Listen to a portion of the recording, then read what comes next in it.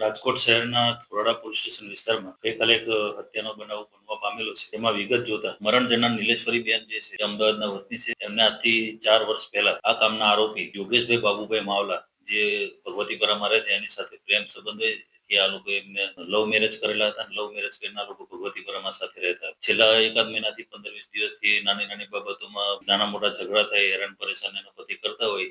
જેથી 4-5 દિવસ પહેલા મરણ જનાર નીલેશ્વરીબેન એના ઘરેથી જતા રહેલા. એના બેનપણી જે આકાશદીપ સોસાયટી છે કુદરત હાઉસિંગ બોર્ડમાં ત્યાં જતા રહેલા. ત્યારબાદ આ આરોપી એમને અવારનવાર ફોન કરીને ઘરે આવવા માટે જણાવતો કે તું ઘરે આવી જા પણ મરણ જનાર બેન એમના ઘરે ગયેલ નહીં.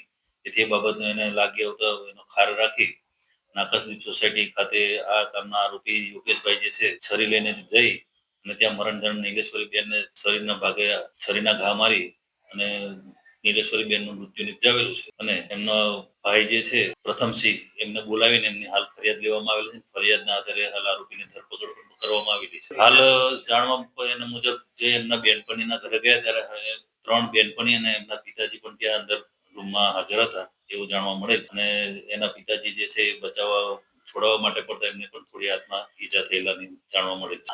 હાલ ઘર કંકાસ જે લાગી રહ્યો છે. ઘર કંકાસ છે ને નાની બાબતોમાં ઝઘડો કરી મારકૂટ કરવું એવું લાગી રહ્યું છે. પણ હાલ આરોપીની ધરપકડ કરવામાં આવેલી છે. હાલ એમના અલગ જાતનું હથિયાર રિકવરીનું પંચનામું ના અંતે કરવાનું બધું બાકીમાં છે. તેમજ એના નામદાર કોર્ટમાં રિમાન્ડ પણ મેળવવામાં આવશે. રિમાન્ડ મેળવ્યા પછી આગળની કાર્યવાહી કરવામાં આવશે.